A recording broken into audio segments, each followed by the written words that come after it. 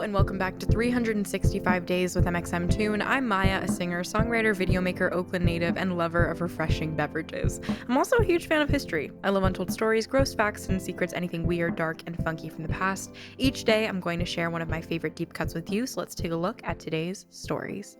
It's 365 with mxmtoon.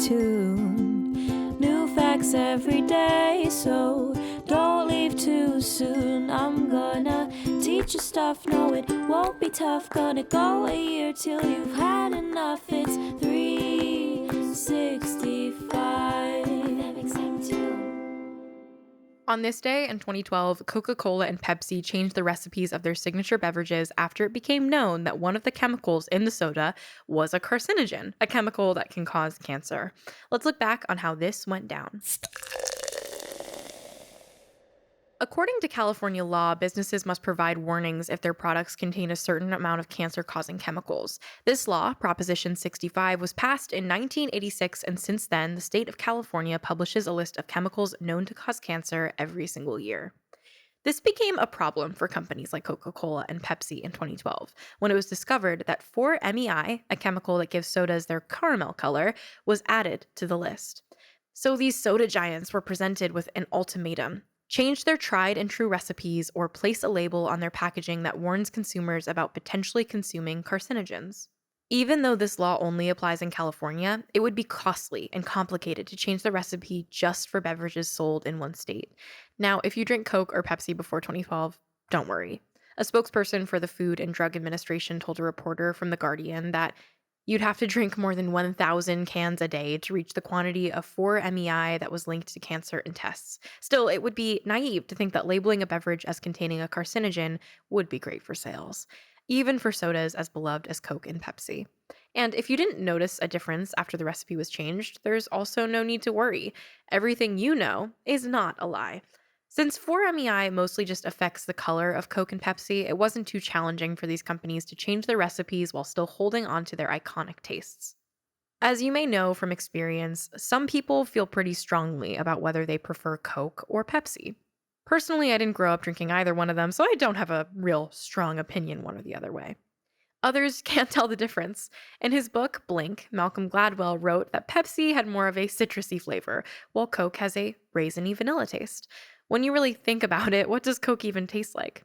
If not just Coke. If you find it hard to describe what Coke tastes like, you're not alone. It's not easy to put your finger on it.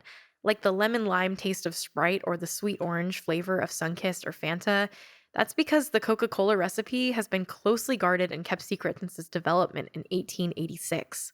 The Coca-Cola Company's founder, as a candler, chose to keep the secret ingredients under wraps. This helped protect the company's intellectual property, but at the same time, it was a great marketing strategy.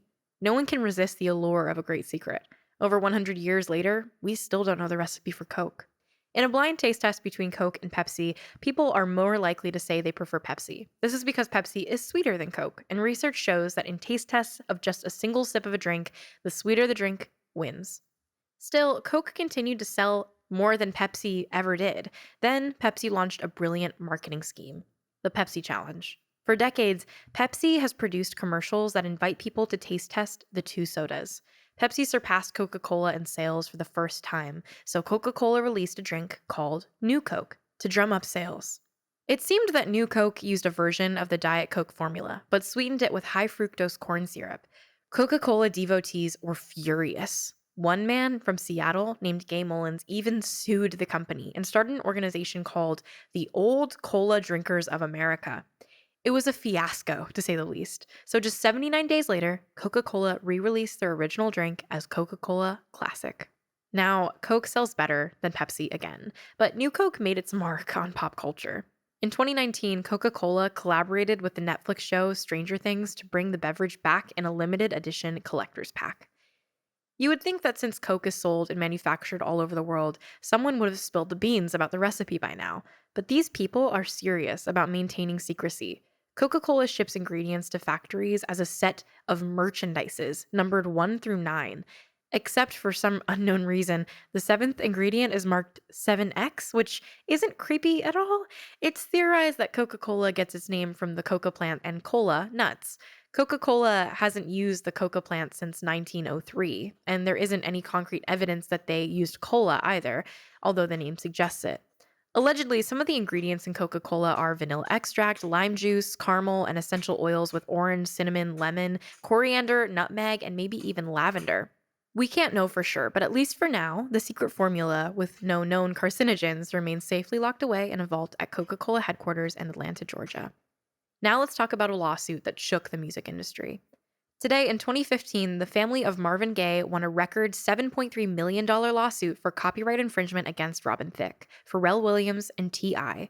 This was 2 years after the release of Robin Thicke's song Blurred Lines, which featured Pharrell and T.I. You might remember Blurred Lines both for its infectiously catchy beat, as well for the conversation that ignited over its coercive, misogynistic lyrics. But for the Marvin Gaye estate, the lyrics weren't what they were concerned about. It was the fact that the song sounded eerily similar to Gaye's Got to Give It Up, which came out in 1977. When it comes to music, copyright infringement is tricky. Where does taking influence end and plagiarizing begin? Even Stevie Wonder told the Gaye family not to bother. No one thought they would win. Blurred Lines didn't copy Gaye's lyrics or melodies, but the court decided that the feel of the rhythm was close enough to call it copyright infringement. So the Gaye family won the lawsuit. This decision fundamentally changed what it meant to violate copyright in music. How do you measure the feel of music? Robin Thicke and Pharrell appealed the verdict, dragging out the lawsuit for another few years, but in 2018, the legal battle ended after 5 years. The Gaye family still victorious. And now for today's final segment, I'm going to look into my own photo archives and see what I was up to on a March 10th in my life. I don't really know if I was doing anything exciting on March 10th. March 10th, 2018, I have a photo here of a drawing that I did. And I don't even know what the inspiration behind it was, but it's a little strawberry, and I still think it's really cute. Visual arts is always something that I've enjoyed doing, and recently I've been trying to get back into it as a form of just personal practice because I think that it's a really nice thing to have as somebody who turned her hobby into a job. Doing music and doing that for a living is wonderful, but I think it's still important to keep routines for yourself that are solely for you and for nobody else. And so visual arts is something that I've been trying to dive back into and going back to my origins even as a person. Thanks for going back in time with me, and remember to subscribe wherever you listen to podcasts. You can come back tomorrow for more stories from yesteryear. It's 365 with mxmtoon. New facts every day, so don't leave too soon. I'm gonna teach you stuff, no it won't be tough. Gonna go a year till you've had enough. It's 365